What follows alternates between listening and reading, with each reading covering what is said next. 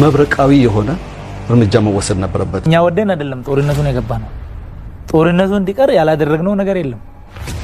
ተንበርክኮ እስከመለመን ይቅር የማይባል ወንጀሎችን ይቅር እስከማለት አድርገናል ሄደናል። አይ እኛ እዚህ ደረጃ አይበቃንም ካላጠፋናችሁ አንረካም አሉ። የትግራይ ህዝብ ግልጽ የሆነ አደጋ ላይ መግባቱ በመገምገም ከውስጥም ከውጭም ከላይም ደግሞ በኢሳያስ አፈወርቂ በሁሉም አቅጣጫ ትግራይን ለመጨፍለቅ የታሰበው ሴራ ጫፍ ላይ መድረሱ በመገንዘብ ፈጣን እርምጃ መውሰድ ነበረበት። ለዚህም ነው የሰሜን እዝን መብረቃዊ የሆነ እርምጃ መወሰድ ነበረበት።